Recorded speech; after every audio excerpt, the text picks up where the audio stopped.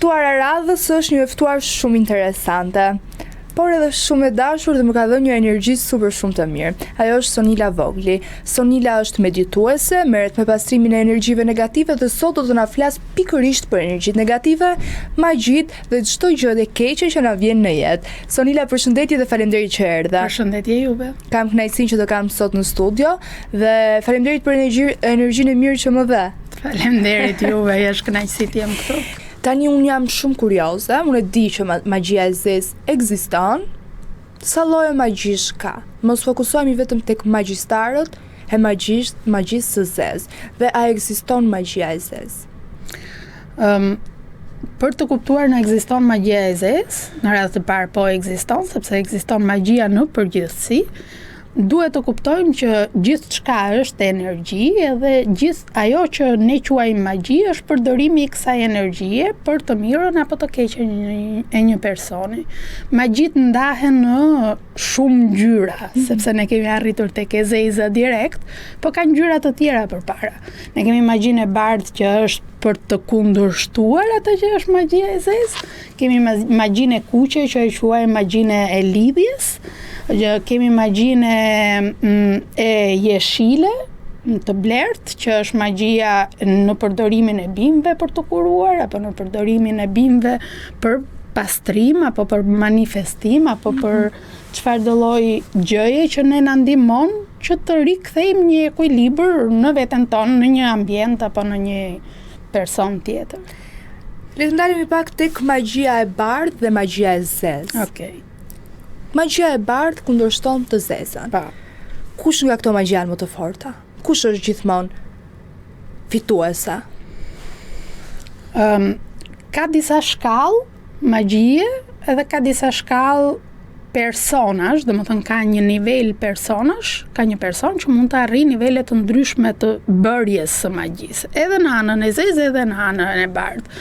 Është normale që kur një person që kryen një magji të zezë është shumë i fortë në energjinë e vet, shumë i fortë në anën e zezë, në anën negative të këtij universi, duhet që të kundërshtohet nga një person sa më i fortë në anën e bardhë. Domethënë duhet të ketë një ekuilibër për ta kundërshtuar. Në qoftë se një person që është me energji më të ulët në anën e bardhë, sado që të mundohet, le të themi, që të heqë një magji shumë të fortë të zezë, nuk ja del gjithmonë mbar. Në këto raste kemi siç përdoret në magjinë e zezë entitete që për të bërë një magji, përdoren në magjinë e bardhë entitete apo engjëj që ne i quajmë për të hequr një magji. Kështu që është lufta ekziston edhe në mes të njerëzve, edhe në mes të forcave energjetike më të mëdhenj se ne. Më thej që kemi dhe magjinë e kuqe. Po, magjia e kuqe quhet ajo pjesë e magjisë që ka të bëjë me lidhjet dashurore. E quajmë të kuqe sepse kuqja është ngjyra e dashurisë. Prap kemi të bëjmë, për mendimin tim, në momentin që kërkohet një ndryshimi i mendimit të një personi, ndryshimi apo kur ndërhyhet në vullnetin e lirë të një personi, prap kalojmë në magji të zezë, edhe pse ne e quajmë të kuqe, sepse ne e bëjmë për dashurinë. Unë e dua atë person, kështu që dua që ta lidh dhe ta kem gjithmonë për vete, po prap ti je duke ndërhyrë në vullnetin e lirë të atij personi. Prap kalojmë në një karm negative, le të themi, edhe pse ne e quajmë për ta zbukuruar magji të kuqe. Si mund të dallojë një njeri që po përballet me diçka të tillë apo thjesht po kalon një periudhë të vështirë të jetës? Shpesh pjesë e magjisë së zezë është ndryshimi i vullnetit të personit. Do të thonë, në qoftë se një person deri dje e mendonte në një farë mënyre, për shembull nuk do t'i afrohej kurrë atij mashkulli. Le të themi, një femër ti nuk do t'i afrohesh kurrë atij mashkulli sepse nuk e ke menduar ndonjëherë domethënë që t'i afrohesh. Edhe në momentin që ti tërhiqesh nga ai person, po flasim për rastin e magjisë së dashurisë, tërhiqesh nga ai person, po kur je në praninë e tij nuk ndjehesh e qetë, do të thotë që ka diçka që është ndërhyrë në energjinë tënde apo në vullnetin tënd të lirë. Ndonjëherë edhe jo, sepse nuk mund ta mendojmë edhe për këtë, njerëzit për fat të keq janë të këqij, kështu që edhe mund të bëjnë çfarë do lloj syri apo çfarë do lloj mund të shprehin edhe një dëshirë, sepse ndonjëherë ajo magjia e zezë është edhe një dëshirë e shprehur apo një mallkim i shprehur i një personi, kështu që mjafton ndonjëherë edhe pak fjalë për të arritur në një veprim energjetik negativ. Kur personi ndaj të cilit është bërë një mallkim apo është bërë një magji, ndjehet i lodhur pa arsye, ndjehet i kputur, nuk është në gjendje që të marrë një vendim edhe të saktë ndonjëherë. Domethënë edhe kur ja bën mendimin, domethënë gjëja që ti e duke vendosur, duket qartë se cila është e duhura që ti duhet të marrësh, edhe ti nuk e merr atë vendim. Do të thotë që ka diçka që nuk shkon. Është magjia aty. Le të ndalim pak tek mallkimi. Çfarë është mallkimi? Mallkimi është përdorimi i fjalës, siç përdoret për manifestimin, për arritjen e një gjëje të mirë në jetën tënde, përdoret edhe për arritjen e një gjëje të keqe ndaj një personi tjetër. Mund të mallkosh edhe veten ndonjëherë se ne shqiptarët pastaj kemi ca thënie që fëmijës në vend të themi të bëft jeta mal, i themi gjëra, fjalë të ndryshme shumë. Po ne, ajo nuk quhet se nuk e nxjerr me zemër atë. Unë mendoj se mallkimi e zë një person vetëm kur ai person të ka hyrë në hak. Edhe ti e mallkon me gjithë shpirt. Unë këtu e besoj mallkimin dhe karmën që mund t'i kthehet atij personi. Kjo është shumë e vërtetë sepse është e përforcuar nga një ndjenjë shumë e fortë, nga një emocion shumë i fortë. I ke bërë keq një njeriu dhe ai me gjithë zemër është duke të mallkuar, themi ne. Dhe kjo është e vërtetë, po shpesh ndonjëherë personat nuk e dinë që edhe një fjalë vetme mund të jetë edhe e thënë për shaka ndonjëherë mund të ketë vlerë shumë të madhe energjetike. Ti sa thonë më ka bërë këtë të keqe, por unë i kam lënë Zotin. Okej. Çfarë do të thotë kjo? Është Zoti ai që do të thotë që nuk jam duke u hakmar fizikisht apo në botën fizike, në botën materiale ndaj një personi që ti e konsideron që të ka bërë një të keqe. Është Zoti që merr hak, është karma që merr hak. Okej, mund ta konsiderosh Zot, mund ta konsiderosh energji, është gjithsesi një energji negative që ti ke dërguar në univers, do të rikthehet prapsh. Ndonjëherë rikthehet me të njëjtën forcë, shpesh herë rikthehet 7 herë më fort, 10 herë më fort, 100 herë më fort. Edhe në anën pozitive, edhe në anën negative. Do të thonë karma ekziston si në anë pozitive dhe në anë negative. Ne jemi të çuditshëm sepse shpesh shohim vetëm anën negative të gjërave ose më shumë ato që na djegin dhe nuk shohim anën pozitive të gjërave.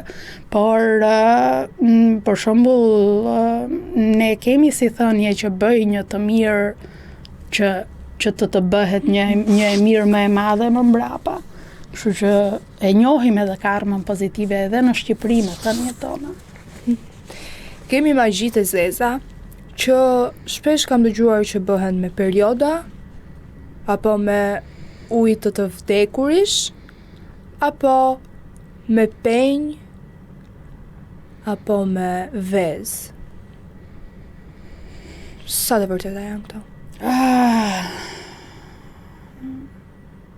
Janë për fat të keq të vërteta. Njerëzit përdorin nga gjërat më të çuditshme për të pasur energjinë e atij personi të cilit duhet që t'i bëjnë keq. Unë të them të drejtën nuk e kisha dëgjuar ndonjëherë atë të ujit të vdekurit apo edhe të tokës më duket rreth një varri apo kur është duke u varrosur dikush. E kam dëgjuar kur jam kthyer në Shqipëri sepse më përpara këtë gjë nuk e kisha dëgjuar ndonjëherë. Po ditë të them këtë që ai ujë, ajo tokë, ajo rër mban një energji shumë të rëndë. Domethënë është shumë e madhe energjia edhe kur ti shkon në varreze. Për shembull, energjia është shumë e fortë, energjia le të themi e vdekjes, që jo domosdoshmërisht është energji e keqe, por është energji vdekje. Edhe është të ulë energjinë e trupit fizik. Kështu që ajo që bëhet me këto materiale përdoret për të ulur energjinë, për të bërë një të keqe pa një kthim, pa pasur një qëllim të veçantë, është thjesht të keqe e hapur, në kuptimin. Do me thënë këto janë magjitë më të forta që mund të përdoren. Besoj se po. Ka ndodhur njëherë që njerëzit të ndrojnë jetë nga magjitë e zeza? Kam dëgjuar raste, po kam dëgjuar raste. Kam dëgjuar raste që arrihet edhe në sëmundje fizike, pastaj edhe të rënda, apo që se nuk është bërë një pastrim i mirë, apo po që se s'është bërë asnjëherë një pastrim. Kam dëgjuar raste që mund të ndodhin për fat të keq edhe aksidente apo gjëra të tilla, po mund të ndodhin. Për fat të keq, po. Për fat të keq. Le të kalojmë pak tek syri. Unë personalisht jam një person që besoj shumë tek syri i keq. Okej, pse të mos besojmë tek ai i miri? Pse ka dhe sy të mirë? Atëherë çfarë mendon ju se është kjo kur themi ne na kanë marrë mësysh? Është një person që ka pasur një zili ndaj teje. Do me thënë, në qoftë se të shoh, të veshur bukur, që je duke bërë karrierë për shembull, apo që ke gjetur njeriun e jetës, apo që ke fëmijën e bukur, familjen e lumtur, apo ato gjëra që një person mendon se duhet t'i ketë ai dhe ti i ke, ai nuk i ka. Edhe ai nuk i ka, krijon një lloj zilie. Atë ne e quajmë sy. Çfarë është syri i mirë? Syri i mirë është në momentin që një person që nuk ka asnjë gjë të keqe, domethënë që nuk ka asnjë që nuk i mungon asnjë gjë, zakonisht kur nuk i mungon asnjë gjë, kënaqet me arritjet e dikujt tjetër. Që është familja jonë. Mund të jetë familja, shpesh mund të jetë familja edhe për syrin e keq, për fat të keq. Na merr syrin e familja. Patjetër. Është se sa i përmbushur është personi. Po që se një person ti bie në rrugën e një personi që është i përmbushur, ai do më të mirën tënde. Po që se ti bie në rrugën e një personi që ka shumë mungesa në veten e vet, do biesh në syrin e keq. A mund të tregoj zilia e një personi tjetër tek jeta jonë? Është kjo pra, është syri që ne quajmë sy të keq, po, ndikon zilia.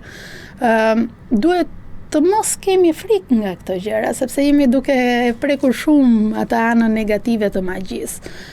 Duhet që në një farë mënyre ne të jemi në gjendje, dhe ajo që mua më pëlqen të them gjithmonë është që bëhu aq e fortë, mbroje veten, që të mos prekesh nga kjo gjë. Si mund ta mbrojmë veten që mos prekemi nga syri?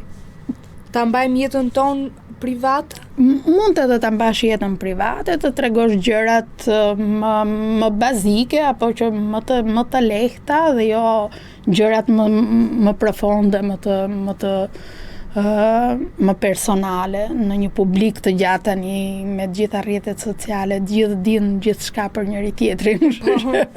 Kështu që është nëse më përpara ishte lagja që dinte gjithçka për ty, tani e din gjithë bota. A duhet të kemi frikë kur njerëzit na shohin, na komplimentojnë apo interesohen për jetën tonë personale?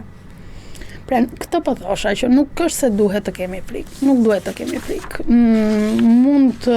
Mund të ndodhi që një person të komplimenton edhe për zili, sepse ta bën kastile dhe ka një zilit brenda, po në qoftë se ti je në gjendje që ti të jesh në ekuilibër me veten tënde, as zilia nuk të prek as syri i keq.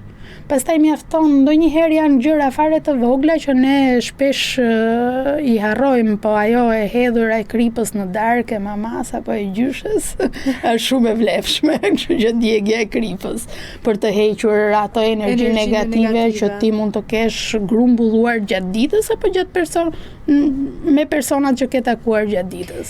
A mund të transmetoj një objekt energji negative? Po, mund të transmetoj energji negative. Ose për shembull, të marrim një shembull të thjeshtë. Nëse ne veshim rrobat e dikujt tjetër, apo marrim rroba në vend të të përdorura që i ka pas dikush tjetër. Okay. E marrim në atë energjinë që ka pas personi në fjalë që e ka përdorur para nesh. Ne duhet të mendojmë këtë gjë që përpara se të arrijmë që ne të veshim rrobën e dikujt tjetër ose që na është falur një rrobë, ne të paktën do ta lajme, do ta hekurosim. Që të ikë energjia. Që të iki pjesë e energjisë negative.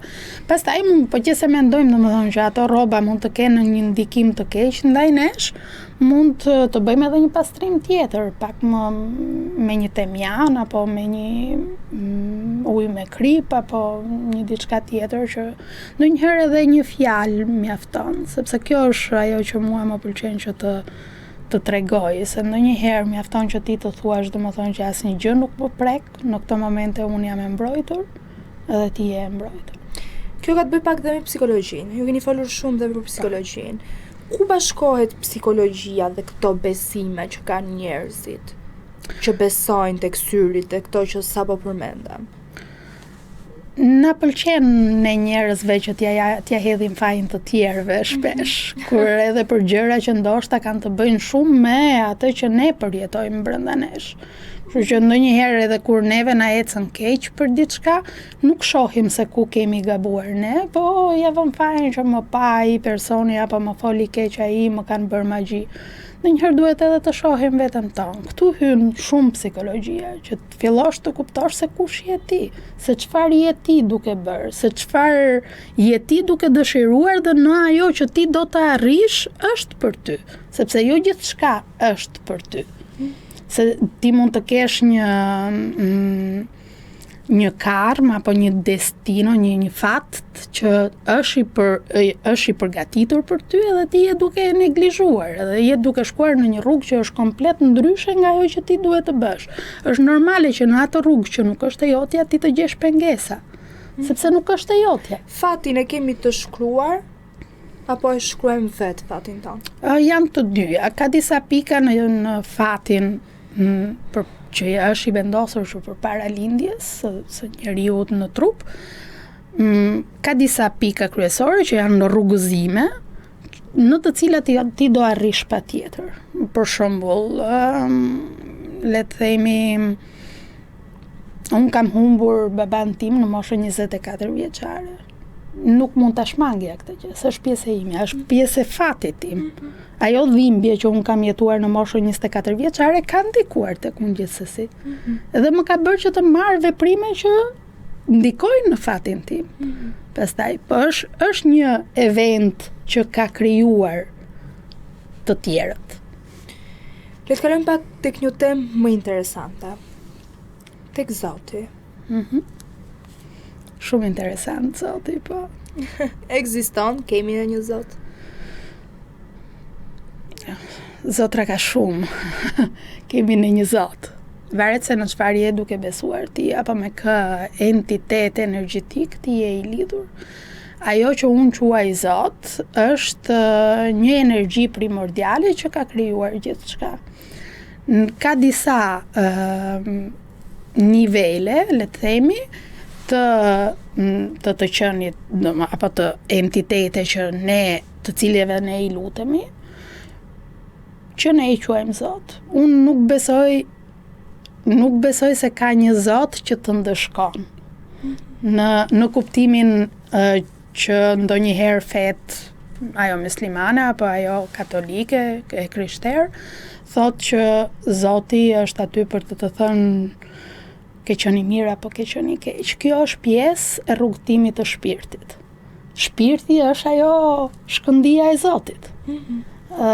Ajo energji primordiale që ajo që unë quaj Zoti krijues është edhe brenda teje. Prandaj je ti ai që thua jam apo kam bërë mirë apo kam bërë keq. Ti po thua që nuk është Zoti dikush, një person fizik, që ne nuk e shikojmë, se unë besoj që Zot ka, është. Thjesht unë nuk e shikoj, do të shikoj në momentin që unë të ndërroj jetë. Ti po thua që është thjesht një energji që çdo kush e ka. Nuk është, Zoti nuk është fizik. Jo, nuk është. Nuk do të mendon ti që një herë në jetën tënde kur të ndërrosh jetë, apo nuk e di, do ta shikosh Zotin? Duhet të pyesim veten kë Zot. Kush është Zoti për ty? Ai që ka bërë malet, ai që ka bërë detet, ai që më ka krijuar mua. Okej. Kafshët të gjithë, krijuesin ton. Të kthehesh në anën e djathtë të Atit, që është pjesë e Biblës, le të themi, apo që është arritja më e madhe e një shpirti, është të kthehesh në atë nish që është pjesë e Zotit, që është Zoti. Zoti është një i vetëm, është i gjithanshëm, është gjithandej. Kjo është shpjegimi i Zotit. Të kuptosh që ti je pjesë e asaj gjithësie dhe që nuk je Sonila. Unë nuk jam Sonila. Unë jam pjesë e asaj gjithësie që është mali, që është toka, që është qeni, macja. Ajo mishkonja që të shpon. Kjo do të thotë që të shkosh edhe të përballesh me Zotin, do të thotë që të gjesh atë që të ka krijuar, domethënë të rikthehesh atje tek burimi, nga ti ke lindur, nga gjithçka ka nisur. Kjo nuk do të thotë që do përballesh me një fytyrë si fytyra e njeriut, edhe pse në Bibël apo në Kur'an thuhet që Zoti na krijoi në shëmbëtyrën e tij. Kjo nuk do të thotë që ka këtë formë fizike. Ka këtë forcë, ka këtë energji që e kemi edhe ne brenda, po jo këtë formë fizike. Pse duhet ai Zot të ketë formën e njeriut, edhe ka krijuar edhe qenin, edhe të mos ketë formën e qenit. Ka krijuar edhe malin, edhe të mos ketë formën e malit. Ka krijuar edhe Marsin, edhe të mos ketë formën e Marsit, e planetit. Pse ne njeriu jemi kaq egoist që të themi që Zoti është në shëmbulltyrën tonë, sepse ne këtë po themi, që ai atje është si ne. Themi që vetëm Zoti është pa gabime. Edhe perfekt. Po, e drejt, po. Por ne të gjithë gabojmë. Po. Ne në këtë jetë jemi thjesht, nuk është jeta e vërtetë, është një sprov. Është një shkollë. Jo sprov, se nuk është atë që t'jetë e vështirë, se sprova nuk kupton që është e vështirë. Okej, Zoti na ka dhënë këtu në këtë jetë një sprov, një jetë sprov për të parë se cilën anë do mbash ti, do bësh më shumë të mira apo më shumë të këqija. Okej. Dhe kur të ndërroj jetë është jeta e pavdekshme, e vërtet, le të themi. Thuhet se ne tashmë asnjë nuk e din nëse ka ferr apo ka parajs, nuk është asgjë e sigurt pa e provuar. Ka ferr, ka parajs. Sa e vërtet është kjo? Si mendon sipas mendimit tuaj? Dhe kush është ai që na gjykon ne për karmat tona të mira apo të këqija apo veprimet? Ndodh një diçka pas momentit të vdekjes, tregojnë, sepse unë nuk e kam parë akoma. kur të kthehem, do të ta tregoj pastaj. Ndodh një diçka pas momentit të vdekjes, ti përballesh me gjithë jetën që ti ke bërë, sikur ta shohësh në një film. Kështu e shpjegojnë. Edhe në çdo moment ku ti ke bërë një të keqe, ti e ndjen atë 1000 herë. Edhe ajo i shferri. Domethënë, në qoftë se ti ke sharë një person që e ke vrarë shumë në zemër, le të themi, me një sharje, ti atë sharje do ta ndjesh, atë dhimbje që ai person ka ndjer, do ta ndjesh 1000 herë më të fortë. Dhe ky është shferri, sepse ajo dhimbje ndonjëherë është edhe e pakalueshme.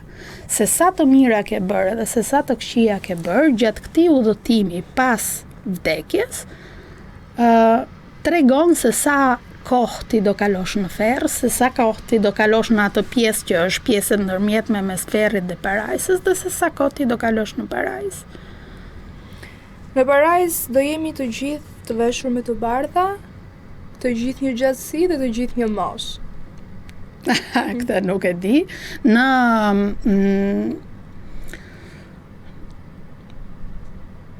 Le të themi që shpirti nuk ka një moshë. Domethënë, në qoftë se dhe nuk ka një trup si trupi ynë. Domethënë, nuk është ky trup që do shkojë në parajs. Kur ti arrin parajsën, ti i e fshir nga ky trup. domethënë ti e ke hequr komplet këtë trup dhe ka ngelur vetëm emocionet që ti ke provuar në këtë tokë. Kështu që nëse do themi që në parajs unë do kem një gjatësi, do jam e veshur me të bardha apo jo, unë këtë nuk e di. Unë mendoj që në parajs ti je prap pjesë e një të tëre që është paqe. Nuk është jetë, është paqe. Është ajo fusha me lule. Ne mund ta imagjinojmë si të duam, po është prap imagjinate jona. Është pjesë e paqes. Edhe e mira e paqes është që ti mund të rrish atje edhe të kënaqesh me të. Puna është se po qëse nuk je në gjendje si shpirt që të durosh vetëm paqen, do rikthehesh në këtë dimension për të mësuar diçka tjetër, sepse në paqe nuk mëson dot asnjë gjë. Sa jetë kemi na? Nuk ka një numër të caktuar jetësh. Po qëse je duke pyetur veten se a ke pasur një jetë të kaluar apo jo, do thotë që të paktën disa, le të themi të paktën 10 jetë i ke pasur, të paktën 10, po mund të jenë edhe më shumë. Nuk mund të themi që një person ka jetuar një jetë të kaluar si njeri apo 10 jetë apo 100 jetë. Unë nuk jam në gjendje të jap një numër jetësh se sa mund të kesh kaluar. Ajo që mund të them është se në këtë jetë sa të dhëna ke sjell nga sa jetë të kaluara. Ne kur përpara se të lindim në trup, në dimension fizik, vendosim që të marrim disa dhunti, le të themi, nga jetët e kaluara, edhe të marrim disa nyje që kemi për të, apo të mira apo të këqija që kemi për t'i shkëmbyer me personat e tjerë. Nëse i kemi bërë keq një njeriu, do ja kthejmë në një farë mënyrë në këtë jetë në një të mirë. Nëse na kanë bërë keq, do ja kthejmë në një farë mënyrë. Do rikthehet ajo e mirë apo ajo e keqe që një person tjetër të ka bërë. Por kjo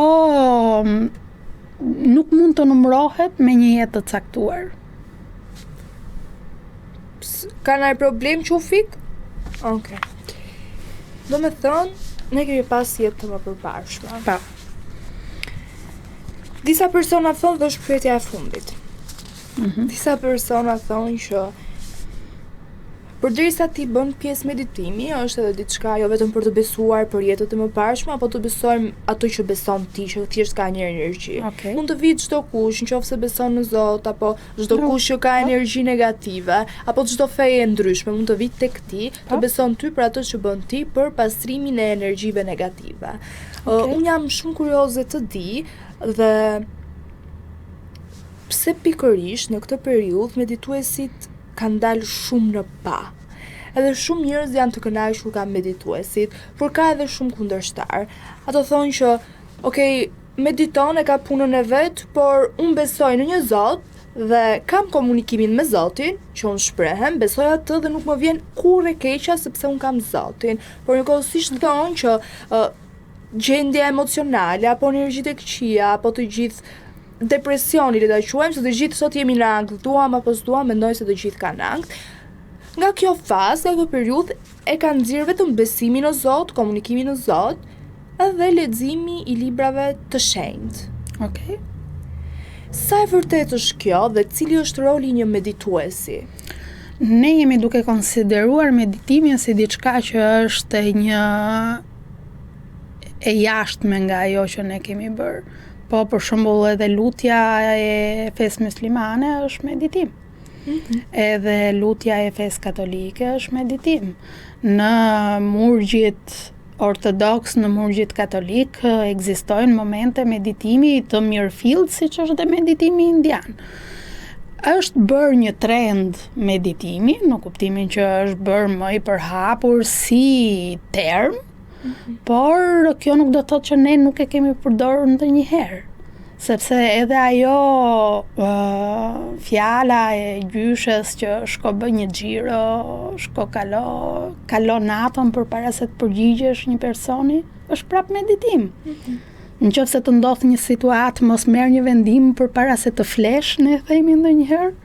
Fli si për këtij vendimi, pastaj nesër në mëngjes kthe përgjigje, dhe ajo është pjesë e meditimit, se ti I lejon vetes një kohë ku zemërimi apo shpejtësia me të cilën ti do të zgjidhësh problemin, nuk të ndikon në vendimin që ti do marrësh. Ajo pjesë që ti e lë veten bosh, që ti e lë veten që të kthjellohet, atë ujin që është turbulluar nga të gjitha emocionet, ai është meditim. Dhe ne të gjithë kemi medituar gjithmonë. E vetmja gjë është që tani është bërë trend të quhet e tillë. E kuptoj. Ti edhe njoh se e mirë energjive negative, që pastron energji negative nëpërmjet bimëve. Po. Por që për këto të bimëve do të flasim në një bisedë të dytë. Patjetër. Vetëm doja të di nëse ti e kupton një person kur ka energji negative që në momentin që e shikon, apo thjesht ai person duhet vi të thotë se çfarë ka, çfarë shqetëson. Unë bëj një test energjetik, mund ta shoh, domethënë mund të kuptoj disa lloje energjish, por që se janë shumë të forta në një person me energji negative të mëdha. Domethënë po që se janë të tejkaluara, në kuptimin që e sheh personin. Ajo që më ndodh është që në trupin tim ndjej dhimbjen e atij personi. Kur kam përballë me një person që jam duke testuar, në çakrat e mia ndjej bllokimin. Bëj një test energjetik që më lejon që të shoh se ku janë bllokimet e personit. Preferoj që personit mos mi tregoj më përpara, sepse ndryshe hyn mendja në mes edhe nuk është vetëm energjia ajo që jam duke lexuar, po jam duke u ndikuar edhe nga gjykimi që unë mund t'i jap personit. Kështu që mund të ndihmoj duke testuar. Momentalisht mua më kupton se çfarë energjie kam.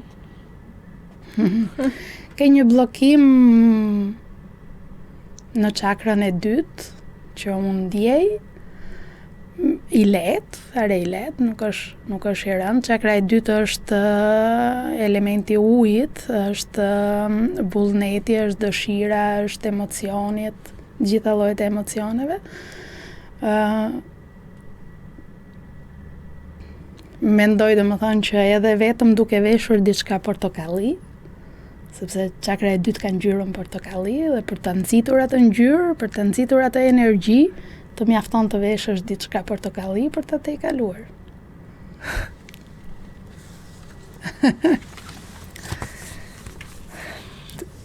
Çfarë do të thënë? E gjete. Po si e gjete? Të thash, ndjej personin që kam përballë, po që se më jepet koha siç më është dhënë me ty, sepse jo të gjithë personat mund t'i ndjej, jo ata që më kalojnë rrugës të paktën se ndryshe nuk do jetoja jetën time, që e ndjej në trupin tim se ku mund të jetë një bllokim. Është pjesë e rritjes time shpirtërore. A ka zgjidhje ky bllokimi im të paktën? Patjetër, të thash të mjafton, ndonjëherë edhe një unaz me ngjyrë portokalli, me një gur portokalli të mjafton, apo një byrzylyk. Realisht mbjelon pa fjalë. Do të bisedojmë bashk prap përsëri dhe pse jo të vi të bëj ndonjë seancë meditimi, mendoj që keq nuk I bën askujt përveç se mendoj se meditimi është të rritë edhe dashurinë për veten. Është pjesa kryesore e meditimit, është që të vendosësh kufijtë e tu të mirë, të pastër dhe të mos lejosh që të tjerët të prekin ata që është rrugtimi yt, të ndërhyjnë keq, le të themi, në rrugtimin tënd. Ky është meditimi. Të shtosh vetbesimin në vetvete. Edhe ta kesh shpirtin në paqe. Shpirti është gjithmonë në paqe, se shpirti nuk do t'ja di se çfarë jemi duke bërë ne. Ndonjëherë sikur nuk jemi në paqe edhe me veten. Mendja. Pa. Shpirti është në Zot, shpirti është pjesë e Zotit. Më shumë paqe se kaq. Tani un kam disa pyetje të shpejta që të përgjigjesh për 3 sekonda. Patjetër. Magjia e zezë është realitet apo bestikny? Është realitet. Syri I keq po apo jo? Pa. Zilia mund të dëmtoj? Pa. Energjitë negative ekzistojnë? Pa. Dhurata nga i panjohuri, kujdes apo për frikë e panevojshme? Të dyja. Besim te Zoti apo mbrojtje? Të dyja. Mund ta përdorësh Zotin për Edhe të si mbrojtur. Frika mund të sëmur? Pa. Mund t'i besojmë çdo personi që pretendon se na heq magjin? Nuk e di këtë. Varet, ka edhe persona që e bëjnë pa ditur se çfarë janë duke bërë edhe pa arritur në një pastrim të vërtet. Gjëja kryesore, dhe këtu doja të ndaloja më shumë se 3 sekonda, është që ti të mësosh vetë se si të pastrosh veten tënde. Kjo është gjëja kryesore. Domethënë ti duhet të bëhesh e ndërgjegjshme që nuk duhet të zgjidhin të tjerët problemet e tua. Kështu që nuk duhet të shkosh gjithmonë te dikush për të bërë një pastrim, duhet të mësosh se si të mbrohesh edhe se si të pastrosh veten. Dhe se si ta njohësh kur ke një energji të fortë. Jo, mendoj se është patjetër e nevojshme të shkosh te medituesi. Patjetër jo. Jo. Detyra e medituesit është të japi mundësinë që ti të ecësh me këmbët e tua. Dhe kjo besoj ishte një këshill nga ana jote për të gjithë ne që ndihemi të pasigurt, apo kemi energji negative. Ose mund të japësh një këshill apo një mesazh, duke qenë se të gjithë po vuajmë sot nga ankthi, dhe të gjithë nuk e kuptojmë, jo të gjithë e kuptojnë çfarë është ankthi, apo çfarë është depresioni, apo çfarë janë energjitë e caktuara tonat apo karmat. Kështu që unë do doja shumë një mesazh nga ana jote për të gjithë këto persona që sot vuajnë, por nuk e kuptojnë, apo thjesht kanë turp që shkojnë qoftë në psikolog apo meditues, në fund të ditës nuk është një turp. Jo, nuk është absolutisht turp. Të kesh probleme energjetike, të kesh probleme mendore, të kesh probleme fizike, edhe se ndonjëherë edhe smundjet këtu në Shqipëri ne i konsiderojmë turp. Nuk është fare turp, nuk është asnjë gjë. Të kërkosh ndihmë kur ti ke nevojë për ndihmë është gjëja e parë që duhet të bësh në një psikolog, në një meditues, në një mjek, në një psikiatër. Nuk është fare e turpshme kjo gjë. Ajo që unë po thosha është që ky është hapi i parë që duhet të bësh. Hapi i dytë është që ti të mësosh të ecësh me këmbët e tua. Të mos jesh e varur nga askush. Nga askush, dhe ta shikosh atë si një dritë të bardhë gjithmonë, por që ti besojnë vetes tonë. Duhet ta ndezësh atë dritën brenda teje. Edhe sidomos medituesi, po edhe psikologu, këtë ka për detyrë të bëj. Ka për detyrë të ngreri në këmbë, po që se ti ke rënë. Sonila, të falenderoj shumë, ishte kënaqësi. Faleminderit juve. Faleminderit për intervistën dhe për energjitë e mira që më dhe. Ju pëlqeu kjo video? Atëherë bashkohuni me ne. Na ndiqni në Instagram, Facebook dhe TikTok dhe bëni subscribe në YouTube. Klikoni like dhe share dhe aktivizoni njoftimet për të mos humbur asnjë video të re. Faleminderit për mbështetjen.